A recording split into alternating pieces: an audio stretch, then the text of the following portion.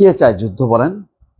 যদি যুদ্ধ বন্ধ হয় তাহলে মানুষের প্রাণ রক্ষা হবে, অবকাঠামো ধ্বংস বন্ধ হবে এবং অর্থনৈতিক দুরবস্থা সেটি নিয়ন্ত্রণ হবে বা সেখান থেকে বের হয়ে আসবে।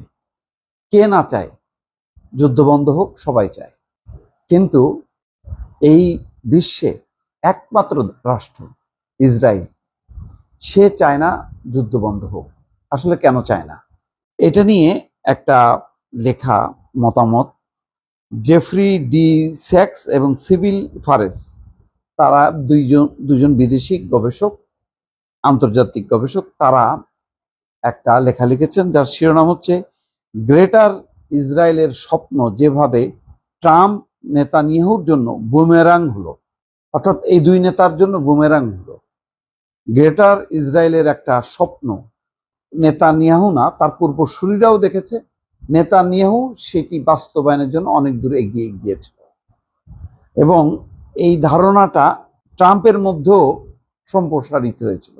ইহুদি জায়নবাদী এবং খ্রিস্টান জায়নবাদীরা তারা মনে করেছে যে একটা বড় রাষ্ট্র দরকার ইসরায়েলের, তাহলে তাদের স্বপ্ন সার্থক হবে এবং ইসরায়েলের নিরাপত্তা বাড়বে এবং মধ্যপ্রাচ্য অন্যান্য দেশ পদানত থাকবে, কারণ তখন পারমাণবিক শক্তিধর ইসরায়েল, বিশাল ইসরায়েলকে পরাস্ত কেউ করতে পারবে না। এই যখন ধারণা, তখন যুদ্ধ শুরু হলো।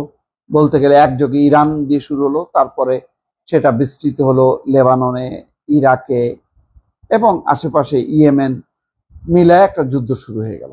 এই যুদ্ধে ইসরায়েলের তার পরিকল্পনা বাস্তবায়নের জন্য বড় সহায়ক শক্তি বা প্রধান শক্তি হচ্ছে মার্কিন যুক্তরাষ্ট্র, যেটি ডোনাল্ড ট্রাম্পের মধ্যেও ধারণা জন্মালো যদি ইরান পরাস্ত হয় তাহলে গ্রেটার ইসরায়েল, যেখানে গোটা ফিলিস্তিন থাকবে, তার ভিতরে লেবাননের অংশবিশেষ থাকবে এবং সিরিয়ার একটা বড় ভূখণ্ড থাকবে, ইরাকেরও ভূখণ্ড থাকবে।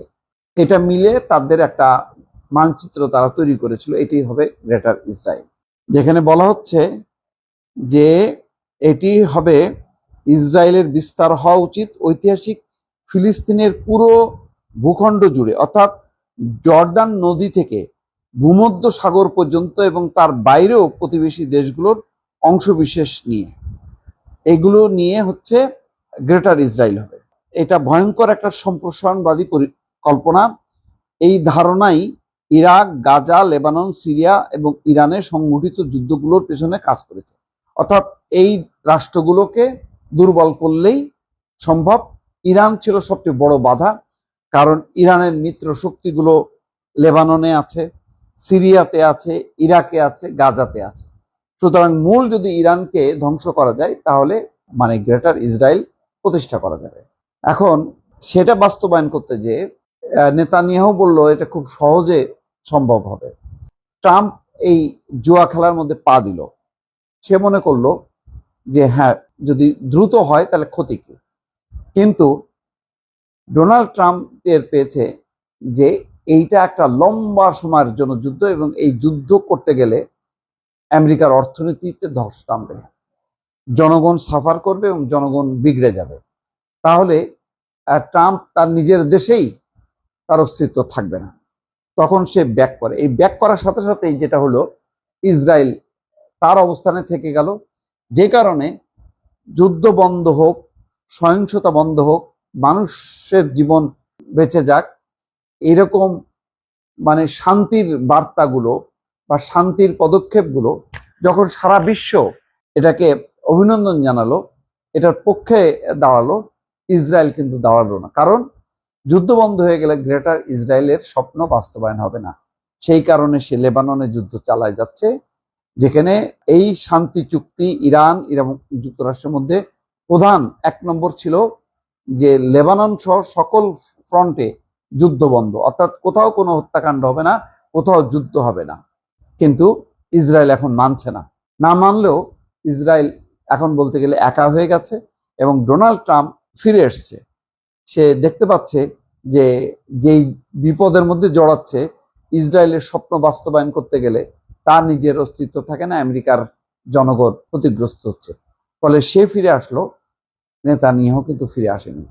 এই জায়গায় হচ্ছে বিষয় যে কেন যুদ্ধ বন্ধ হচ্ছে না। যুদ্ধ বন্ধ হচ্ছে না এই কারণে, নেতানিয়াহু যদি এখন গ্রেটার ইসরায়েল এই ধারণা যেভাবে তিনি জনপ্রিয় করেছেন ইসরায়েলিদের মধ্যে, সেখান থেকে যদি পিছু হটেন তাহলে নেতানিয়াহুর আর অস্তিত্ব থাকে না। এখন নেতানিয়াহু তার অস্তিত্ব রক্ষার জন্য যুক্তরাষ্ট্রকে উপেক্ষা করে হলেও সে লেবানন যুদ্ধ চালিয়ে যাচ্ছে এবং অপেক্ষায় আছে যে কোনো রকম যাতে ইরান এবং যুক্তরাষ্ট্রের মধ্যে সমঝোতার ফাটল ধরে, তাহলে তার এই গ্রেটার ইসরায়েল বাস্তবায়নের জন্য যেই রক্তক্ষয়ী যুদ্ধ, সেই যুদ্ধ আবার তিনি পুরোদমে শুরু করবেন।